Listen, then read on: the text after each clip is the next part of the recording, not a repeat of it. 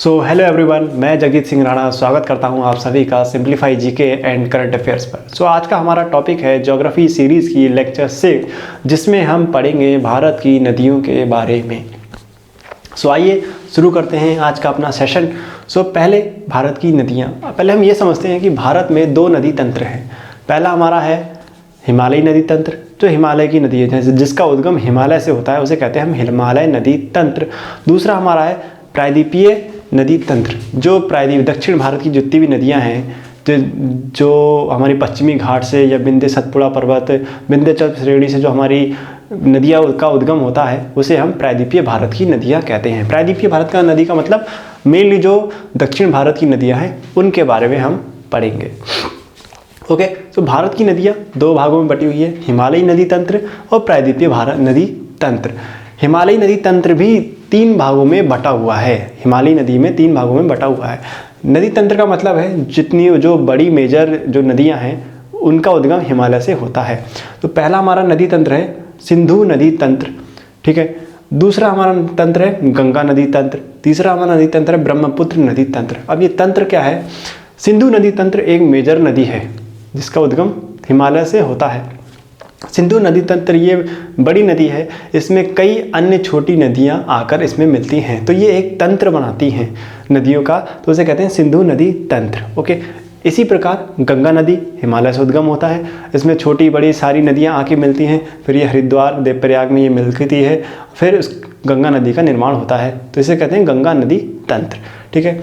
उसी प्रकार ब्रह्मपुत्र नद, इसका भी उद्गम हिमालय से होता है, फिर भारत में प्रवेश करती है, भारत में जिसमें हमारी जो कई छोटी बड़ी नदियाँ ब्रह्मपुत्र पे मिलती हैं, फिर इसे कहते हैं हम ब्रह्मपुत्र नदी तंत्र। ओके, दूसरा हमारा तंत्र है प्रायद्वीपीय नदी तंत्र। प्रायद्वीपीय भारत का नदी तंत्र, प्रायद्वीपीय भारत का नदी तंत्र मेनली 2 भागों में बटा हुआ है। 2 भागों में बटा है। पहला हमारा है पश्चिमी घाट से उद्गम।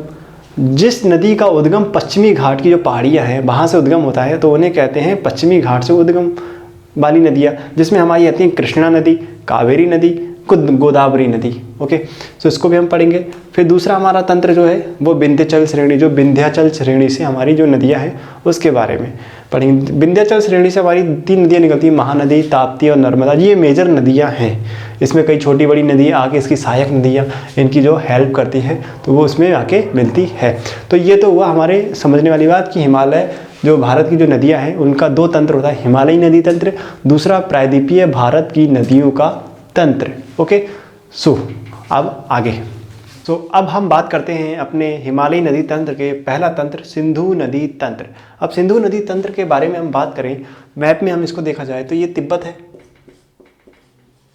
ये तिब्बत है। तिब्बत के मानसरोवर झील के पास से होती हुई उत्तर पूर्व दिशा, ये लद्दाख से एंटर होती हुई ये भारत में प्रवेश करती है। प्रवेश करते ही यहाँ से निकल जाती है। ये क्या है? सिंधु नदी, सिंधु नदी। ओके, तो मैप में देखा जाए तो उद्गम इसका तिब्बत के मानसरोवर झील से होता है। झील से होता है, झील के पास से इसका उद्गम होता है।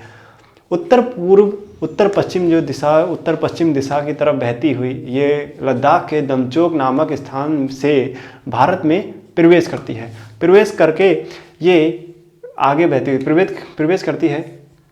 ओके, फिर ये आगे बहती हुई पाकिस्तान के गिलगित यहाँ पर है, गिलगित। ओके, ये गिलगित है, पाकिस्तान के आगे बहती हुई ये जम्मू कश्मीर होते हुए गिलगित में, ये पाकिस्तान के गिलगित स्थान पे ये पाकिस्तान में एंटर करती है। गिलगित नामक स्थान से पाकिस्तान में ये एंटर करती है, पाकिस्तान में। ओके, इस नदी की कुल लंबाई 2880 किलोमीटर है, या कुल लंबाई कह लो, या 2880 किलोमीटर का ये सफ़र तय करके कराची यहीं नीचे और कराची से ये अरब सागर में गिर जाती है। ये सिंधु नदी अरब सागर में पश्चिम में बहते हुए अरब सागर में गिरती है, क्योंकि पाकिस्तान है, पाकिस्तान में चली जाती है, इसलिए भारत पे इसको नहीं गिना जाता। लेकिन ये सिंधु नदी तंत्र भारत में ही होता है, क्योंकि इसमें छोटी बड़ी बहुत सी नदियाँ, 4-5 नदियाँ इसमें मिलके आकर मिलती हैं, तब जाके ये सिंधु नदी बढ़कर कराची से अरब सागर में ये गिरती है। ओके, अब हम बात करते हैं अपने जो इसका एक नोट पार्ट ये है कि इम्पोर्टेंट पार्ट ये है कि ये भारत के वो सिंधु नदी तंत्र 3 देशों से होकर गुजरती है, तिब्बत, भारत और पाकिस्तान से। और इसमें जो एक इम्पॉर्टेंट क्वेश्चन जो आता है हमारा एग्ज़ाम में वो ये आता है कि सिंधु नदी के किनारे कौन सा शहर बसा हुआ है। तो लेह शहर जो हमारा है, लेह शहर ये सिंधु नदी के दाएं तट पर स्थित है। मतलब ये सिंधु नदी बह रही है तो लेह शहर हमारा ये इस तट पे है, लेह। तो लेह शहर हमारा सिंधु नदी के दाएं तट पर स्थित है। ओके, अब जो सिंधु नदी है ये तो मेजर नदी है। अरब सागर में गिरने से पहले सिंधु नदी में 5 जो इसकी सहायक नदियां हैं, 5 प्रमुख सहायक नदियां हैं, वो आकर इसमें मिलती हैं। अब कौन कौन सी हैं? पहली हमारी है झेलम, दूसरी हमारी चेनाब नदी, तीसरी हमारी है ब्यास नदी, चौथी हमारी है सतलज नदी और 5वीं हमारी नदी है रावी नदी। ये रावी नदी, ये 5 नदियाँ जब आकर सतलज वो सिंधु नदी पे मिलती हैं तब जाकर ये सारी नदियाँ मिलकर सिंधु नदी तंत्र का निर्माण करती हैं और सिंधु नदी तंत्र अरब सागर में जाकर गिर जाती है। तो अब आइए अब इसके सिंधु नदी की जो सहायक नदियाँ हैं उनके बारे में समझते हैं। तो अब हम बात करते हैं सिंधु नदी की जो सहायक नदियाँ हैं उसके बारे में, चेनाब नदी के बारे में। तो चेनाब नदी हमारी सिंधु नदी की सबसे बड़ी सहायक नदी है। ये एग्ज़ाम में क्वेश्चन आ चुका है कि जो सिंधु नदी की सबसे बड़ी सहायक नदी कौन सी है, वो है चेनाब नदी। चेनाब नदी का उद्गम कहाँ से होता है? अब चेनाब नदी का उद्गम कहाँ से होता है? ये है हमारा हिमाचल प्रदेश। ओके, ये हमारा जब हिमाचल प्रदेश, यहाँ पे एक बड़ा लाचा जो लारा दर्रा है। अब लारा दर्रा से कोई पहाड़ से नहीं आती, ये लारा दर्रा में असल में 2 नदियाँ हैं, चंद्र और भागा। ये 2 चंद्र और भागा के संयुक्त रूप को ही हम चेनाब नदी के नाम से जानते हैं। इसलिए चेनाब नदी को हम चंद्रभागा नदी भी कहा जाता है। अब चंद्रभागा नदी जो लारा दर्रा है यहाँ से उद्गम होता है। उद्गम होने के बाद यहाँ पर पाकिस्तान में जाकर ये सिंधु नदी से मिल जाती है। ओके, सिंधु नदी से मिल जाती है। ये सिंधु नदी की सबसे बड़ी सहायक नदी है चेनाब नदी। चेनाब नदी अब सिंधु नदी में मिलने से पहले, सिंधु नदी में जब ये चेनाब नदी जो है वो सिंधु नदी में मिलने से पहले इस चेनाब नदी पर 4 जो हमारी जो इसकी सहायक नदियाँ हैं वो आकर मिलती हैं। रावी नदी, सतलज नदी, ब्यास नदी और झेलम नदी। झेलम नदी, ये 4 नदियाँ जो हैं वो चेनाब नदी में आकर मिलती है सिंधु नदी में मिलने से पहले। ओके, सो अब देखते हैं हम अपनी दूसरी सहायक नदी। ये सिंधु नदी की जो दूसरी सहायक नदी है वो है हमारी झेलम नदी। ठीक है, झेलम नदी हमारी कश्मीर घाटी के जो बैरीनाग, जो कश्मीर घाटी में एक झील है बैरीनाग झील, वहाँ से जो निकट आसपास से उसका उद्गम होता है। हमारा झेलम नदी का उद्गम होता है। फिर ये झेलम नदी जो है वो कश्मीर होते हुए पंजाब के झंग, पंजाब से सटा हुआ एक इलाका है, झंग नाम का स्थान है जो है झंग, तो वहाँ से ये चेनाब में मिल जाती है। वहाँ से ये चेनाब नदी में मिल जाती है झेलम नदी। ओके, सो हमारी तीसरी जो सहायक नदी है चेनाब नदी की या सिंधु नदी की, वो है हमारी रावी नदी। रावी नदी हिमाचल प्रदेश से इसका उद्गम होता है। हिमाचल प्रदेश से इसका उद्गम होता है। रावी नदी का जो हिमाचल प्रदेश से इसका उद्गम होता है रोहतांग दर्रे के पास से।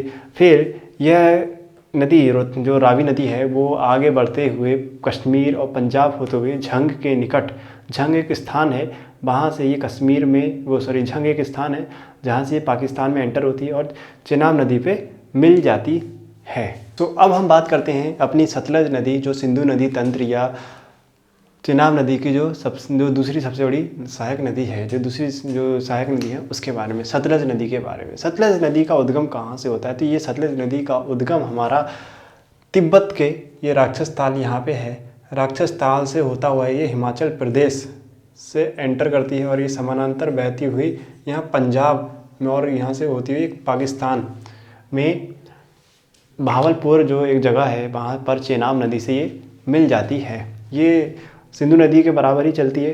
फिर ये हिमाचल प्रदेश में एंटर हो जाती है। हिमाचल प्रदेश के एंटर कश्मीर होती है, पंजाब होती है, भावलपुर से पाकिस्तान में एंटर कर जाती है और पाकिस्तान में चेनाब नदी पे मिल जाती है।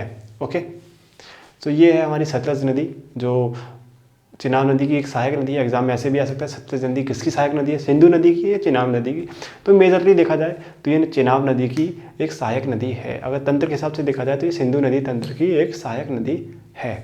ओके, सो करते हैं हम अपनी ब्यास नदी के बारे में, जो चेनाब नदी की एक हमारी जो सहायक नदी है, सिंधु नदी की भी एक सहायक नदी है।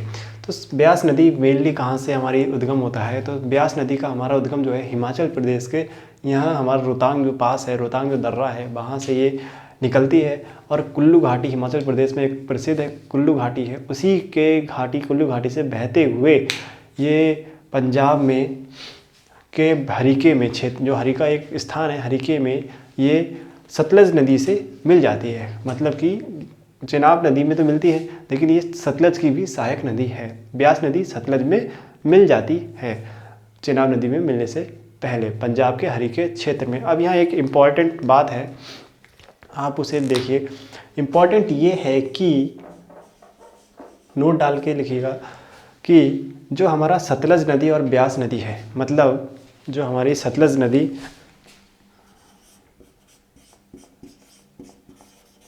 सतलज प्लस ब्यास नदी है, ये जो हरिके क्षेत्र में जो सतलज और ब्यास नदी है का जो संगम है, यहाँ से एक इम्पॉर्टेंट जो नहर है हमारी इंदिरा गांधी नहर, सबसे बड़ी नहर है इंदिरा गांधी नहर, उसका निर्माण होता है इस सतलज नदी और ब्यास नदी हरिके क्षेत्र में। नदी से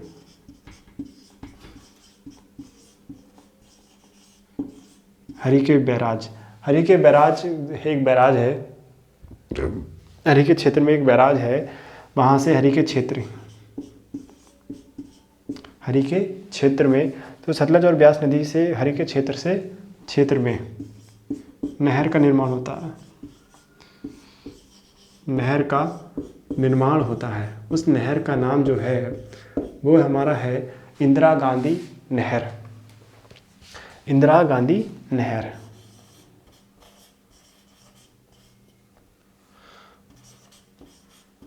इंदिरा गांधी नहर ये इम्पोर्टेंट नहर है, सबसे लंबी नहर है जो राजस्थान तक जाती है। इंदिरा गांधी नहर जो राजस्थान में फैली है।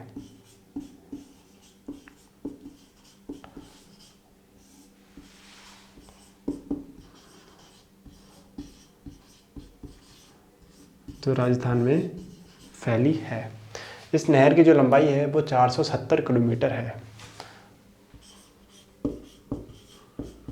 470 किलोमीटर। ये इम्पॉर्टेंट नोट करने वाली बात है। सतलज और ब्यास नदी का जहाँ संगम होता है वहीं पे एक बैराज है, उसी बैराज से हरिके क्षेत्र पे एक बैराज है, उसी क्षेत्र से उसी बैराज से हमारा इंदिरा गांधी नहर का जो है उद्गम होता है। ये भारत की सबसे लंबी नहर है, 470 किलोमीटर इसकी लंबाई है। जो राजस्थान के जो खेत खलियान हैं उनको ये पानी सिंचाई व्यवस्था मुहैया कराती है। सो ये तो हुई हमारी ब्यास नदी की बात और इंदिरा गांधी नहर। ये नोट है एक कि जो सिंधु नदी में मिलने से पहले जितनी भी हमारी 5 नदियां हैं, जिसमें झेलम, ब्यास, रावी और सतलज जो हमारी नदियां हैं, सिंधु में मिलने से पहले ये पंच नदी का निर्माण करती है। मतलब कि सिंधु में चेनाब नदी मिलती है, चेनाब नदी में ही ये बाकी की जो 4 नदियाँ हैं ये चेनाब नदी में जाके मिलती हैं। फिर चेनाब नदी में मिलने से पहले ये सब एक मिलती है, मतलब एक जगह ये सब मिलती हैं चेनाब नदी में। फिर चेनाब नदी हमारी सिंधु नदी पे मिलती है। जब ये 5 नदियाँ हमारी मिल जाती हैं और 45 किलोमीटर तक ये एक साथ चलती हैं और पंच नदी का निर्माण करती है, फिर ये साथ चलने के बाद ये सिंधु नदी में हमारी मिल जाती हैं।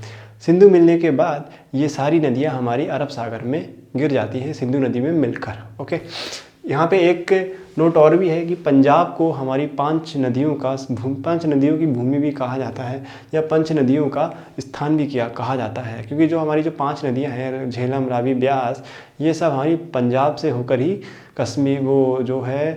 पंजाब से होकर ही जो है हमारी पाकिस्तान में एंटर करती हैं। बस ये है हमारा सिंधु जल संधि समझौता। ये सिंधु जो नदी तंत्र है उसमें हमारा सिंधु समझौता भी हुआ है हमारा। सो सिंधु जल संधि समझौता आखिर है क्या, तो इसको हम समझते हैं। इम्पॉर्टेंट है, एग्ज़ाम में पूछा भी जा चुका है, सिंधु जल संधि समझौता है क्या, उसको समझते हैं। सन 1960 में भारत और पाकिस्तान के बीच एक संधि हुई, जल संधि हुई, कि जो हमारी जो पूर्वी 3 नदियां हैं, पूर्वी 3 नदियां कौन सी हमारी, ब्यास, रावी और सतलज।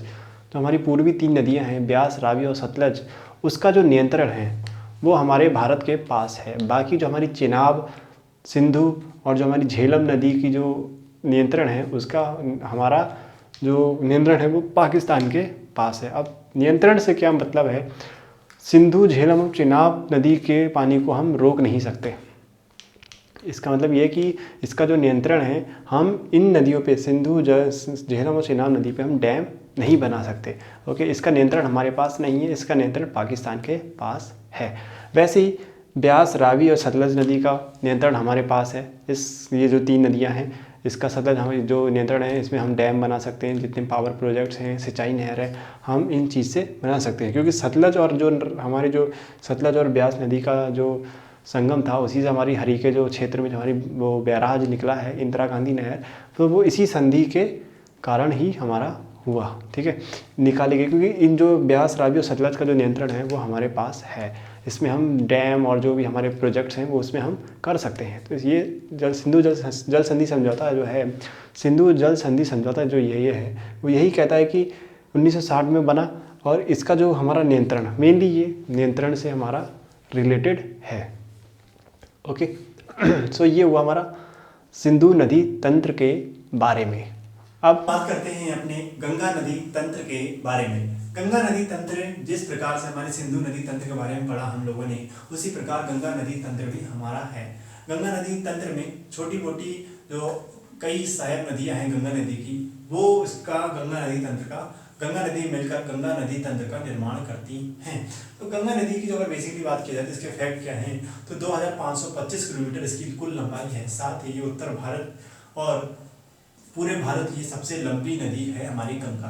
गंगा का उद्गम कहाँ से होता है, तो गंगा का उद्गम जो है हमारा गंगोत्री ग्लेशियर, यानी हिमनद का मतलब होता है ग्लेशियर, ग्लेशियर से गोमुख नामक स्थान से भागीरथी नदी के रूप में इसका उद्गम होता है। ओके, अब क्या होता है, गंगा नदी का नाम कैसे पड़ा, तो ये देखते हैं। सतोपंथ ग्लेशियर से हमारी निकलती है अलकनंदा। ओके, उसी प्रकार हमारी गौमुख से निकलती है हमारी भागीरथी। जब ये दो नदियां अलकनंदा और भागीरथी, जब देवप्रयाग में इन दोनों नदियों का संगम होता है, तब इसके संयुक्त रूप को हम कहते हैं गंगा। वहीं से देवप्रयाग से ही ये गंगा के नाम से आगे जाती है। ओके, तो ये हमारे इस तरीके से हमारा गंगा नदी का निर्माण होता है।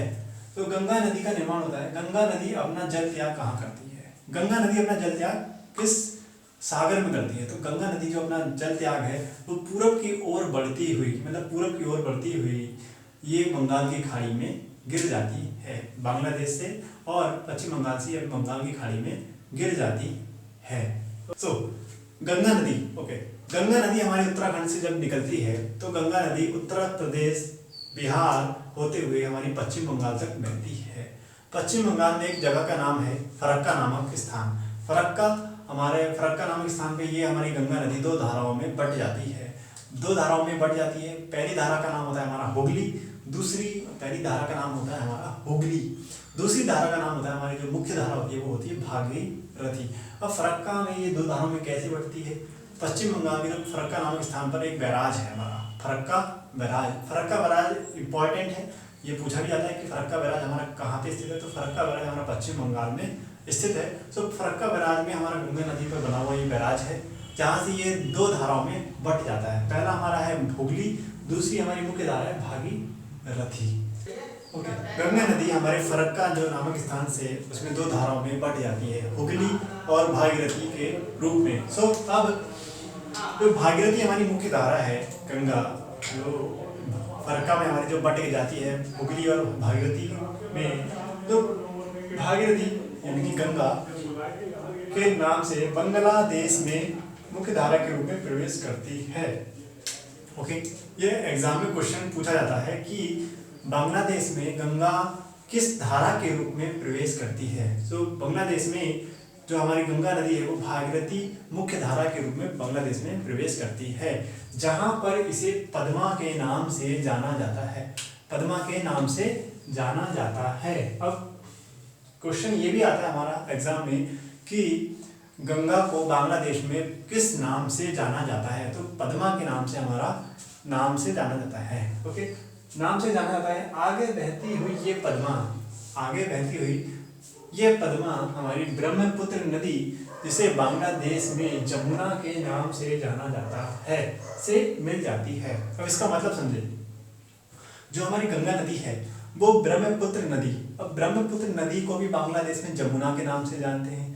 ओके, एग्जाम में क्वेश्चन यहाँ से ही पूछता है कि ब्रह्मपुत्र नदी को बांग्लादेश में किस नाम से जाना जाता है, तो जमुना के नाम से हमारा ब्रह्मपुत्र नदी को बांग्लादेश में जाना जाता है। ओके, तो भागीरथी जो हमारी गंगा जो नदी है वो ब्रह्मपुत्र नदी से हमारी मिल जाती है। ओके, जमुना के नाम से जो मिलता है और आगे जाके ये मिल जाती है, आगे जाके ये मिल जाती है।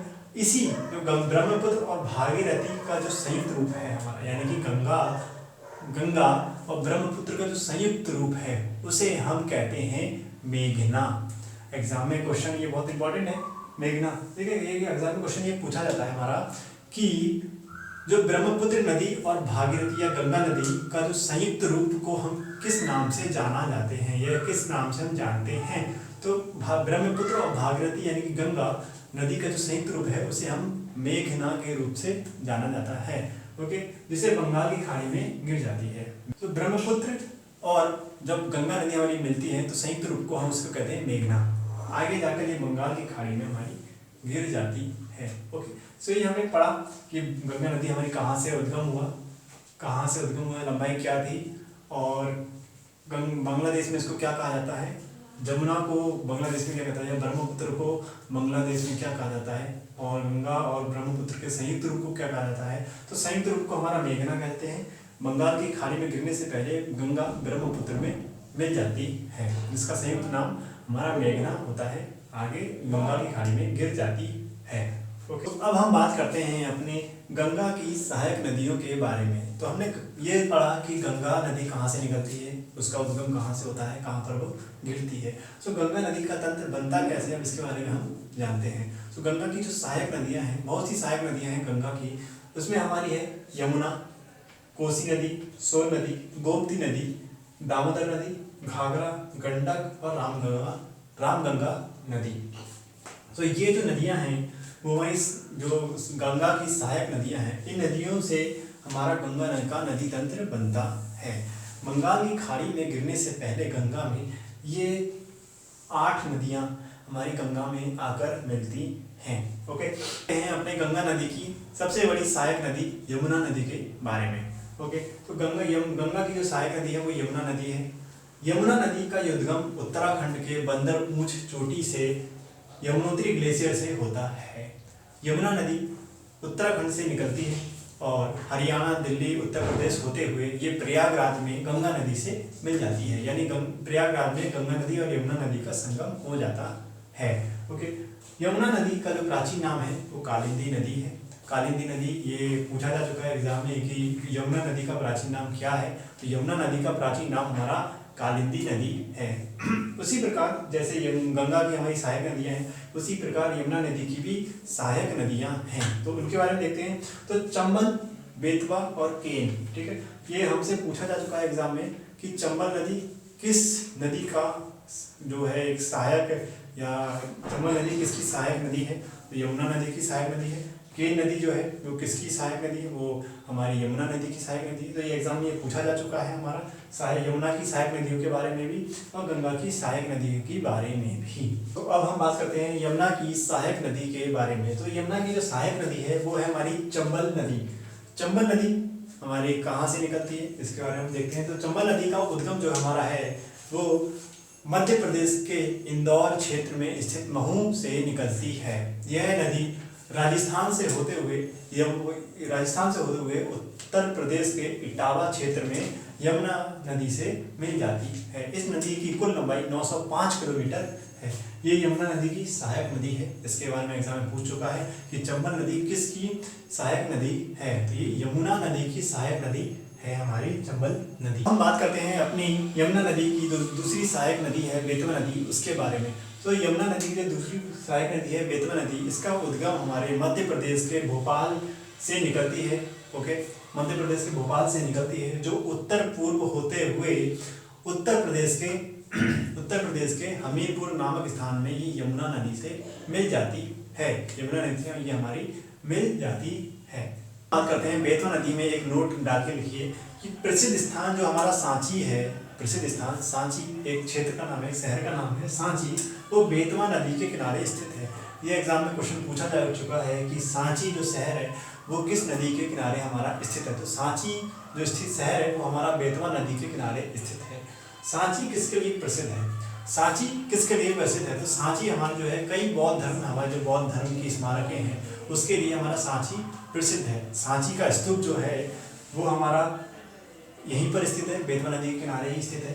सांची जो का स्तूप जो है बौद्ध धर्म के स्मारक के लिए प्रसिद्ध है, वो यहीं पर स्थित है हमारा। ओके, सांची से हमारा अशोक ने बनवाया था, जिसे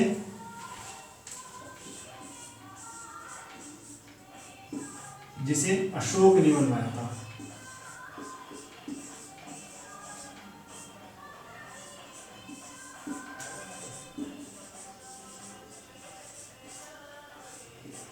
ओके, सो ये तो हुई हमारे यमुना नदी की सहायक नदियों के बारे में जो इम्पोर्टेंट है, हमारी बेतवा नदी, चंबल नदी और केन नदी। ओके, ये हमारी यमुना की सहायक नदियां हैं। ओके, सो अब हम बात करते हैं गंगा नदी की सहायक नदियों के बारे में। हमने गंगा नदी की सहायक नदी जो यमुना थी, इससे पहले हमने कोसी नदी से पहले हमने गंगा नदी की जो सहायक नदी है यमुना नदी, उसकी जो सहायक नदी थी उसके बारे में हमने पढ़ा। अब हम गंगा नदी की जो दूसरी सहायक नदी है कोसी नदी, उसके बारे में हम जानते हैं। आइए तो देखते हैं। तो जो कोसी नदी है इसका उद्गम कहाँ से होता है? तो जो कोसी नदी हमारी है वो उसका उद्गम नेपाल में हिमालय क्षेत्र से होता है। ओके, हिमालय में जो हिमालय से नेपाल क्षेत्र में होता है।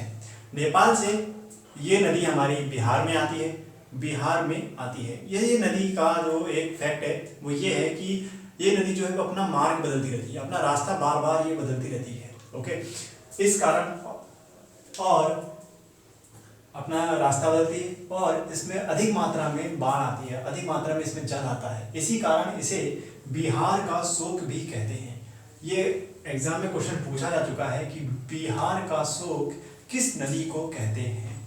बिहार का शोक हमारा कोसी नदी को कहा जाता है।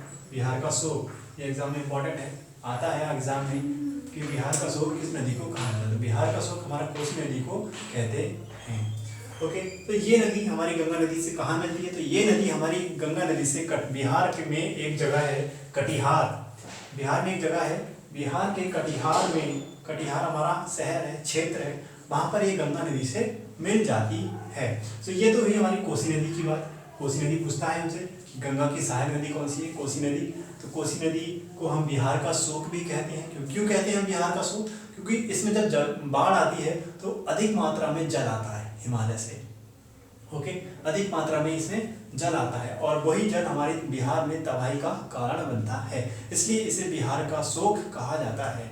बिहार का शोक किसे कहा जाता है? कोसी नदी को कहा जाता है। ये इंपॉर्टेंट है। बात करते हैं अपने गंगा नदी की दूसरी जो तीसरी हमारी जो सहायक नदी है दामोदर नदी, उसके बारे में। सो दामोदर नदी का उद्गम कहाँ से हुआ इसके बारे में हम जानते हैं। तो दामोदर नदी का जो उद्गम है वो झारखंड में स्थित छोटा नागपुर का पठार, वहाँ से ये निकलती है हमारी नदी दामोदर नदी। झारखंड से ये नदी जाती है हमारी पश्चिम बंगाल। पश्चिम बंगाल में हमारी नदी है गंगा नदी, जिसका जो दो धाराओं में बट जाती है, जिसे हुगली कहते हैं। तो हुगली में जाकर ये दामोदर नदी गंगा नदी में मिल जाती है। तो यानी कि ये एग्जाम क्वेश्चन पूछा जाता है कि जो पश्चिम बंगाल में हमारी नदी है गंगा नदी, जिसे हम हुगली कहते हैं, तो कौन सी नदी आकर इसमें मिलती है? तो हमारी दामोदर नदी जो है वो हुगली नदी में जाकर मिल जाती है।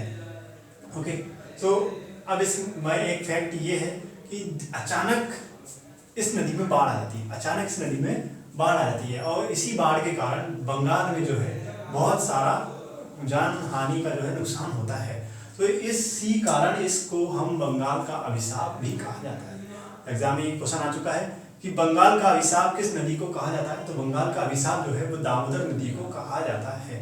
इसका उद्गम कहाँ से होता है? तो इसका उद्गम जो है वो झारखंड के छोटा नागपुर के पठार से होता है।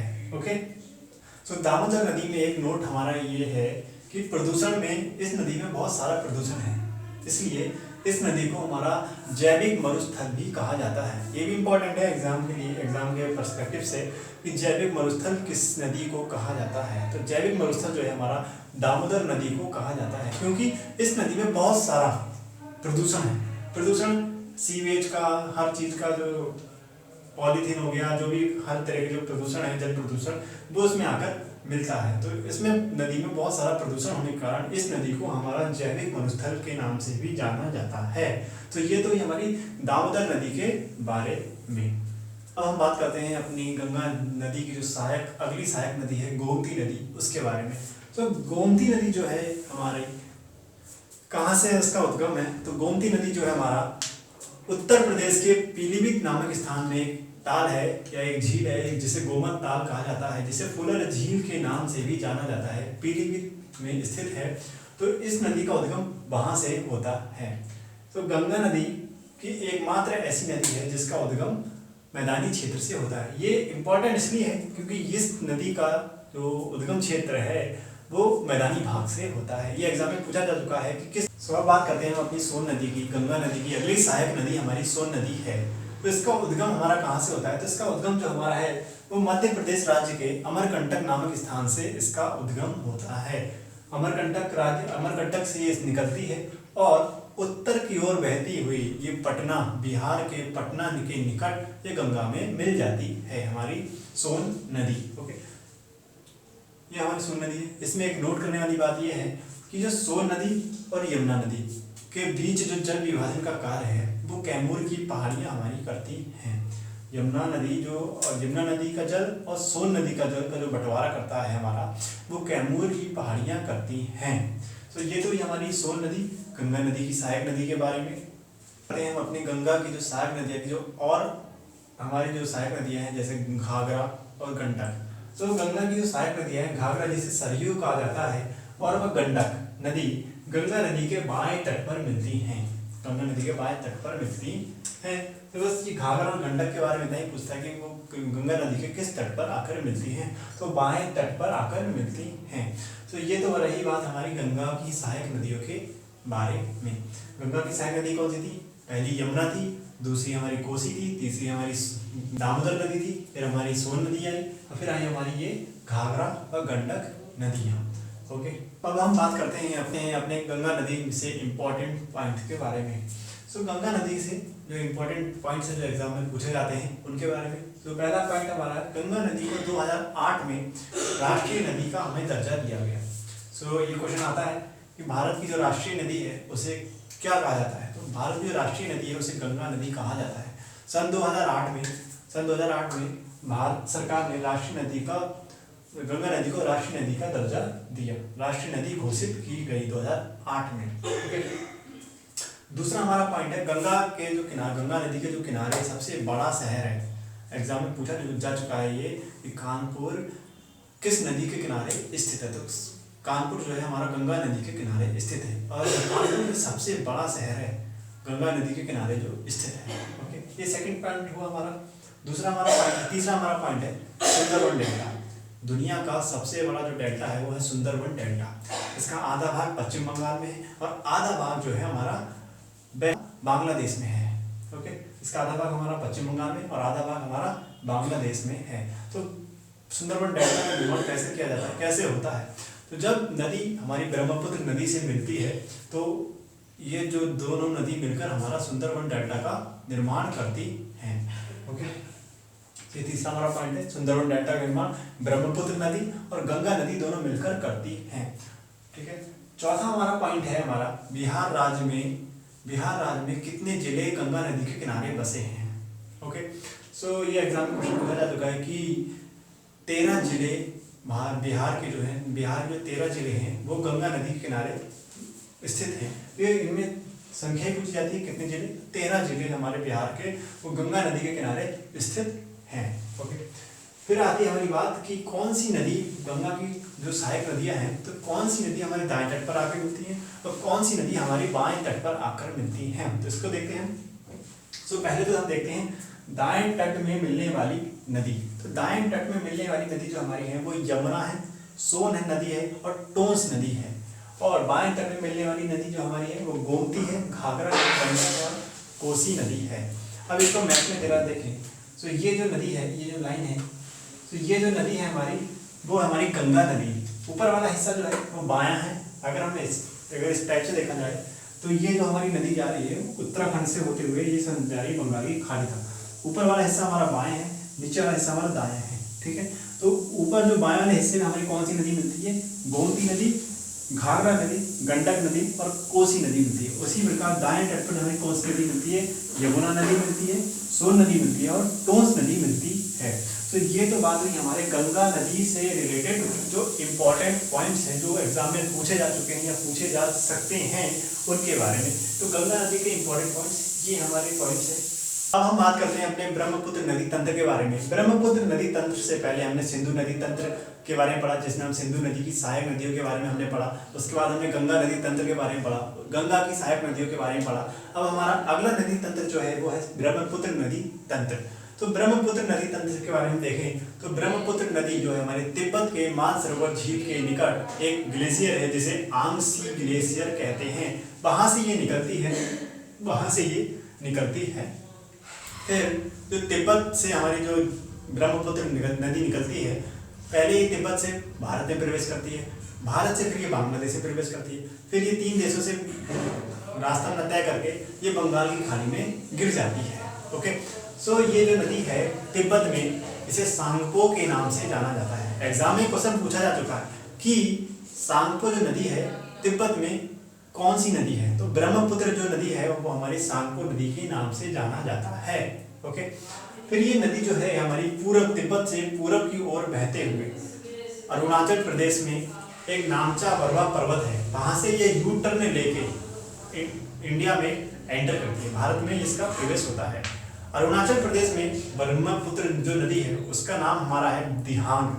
ये एग्जाम में क्वेश्चन पूछा जा चुका है कि अरुणाचल प्रदेश में ब्रह्मपुत्र नदी को क्या कहा जाता है? सो जो अरुणाचल प्रदेश में ब्रह्मपुत्र नदी है हमारी, उसे वहां पर दिहांग के नाम से जाना जाता है। ये इंपॉर्टेंट क्वेश्चन है हमारा कि ब्रह्मपुत्र नदी अरुणाचल प्रदेश में क्या कहा जाता है? तो दिहांग के नाम से जाना जाता है। ओके, फिर ये अरुणाचल प्रदेश से ये नदी हमारी आती है असम घाटी में।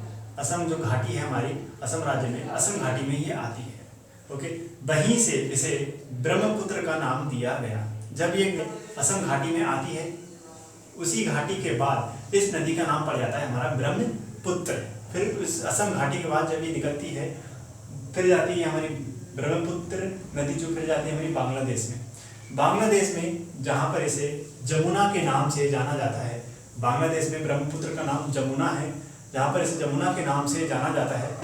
गंगा जहाँ पर इसे पद्मा कहा जाता है, वहाँ पर ये गंगा से मिलती है और सुंदरवन डेल्टा का, दुनिया का सबसे बड़ा डेल्टा जो है सुंदरवन डेल्टा है, उसका निर्माण करती है।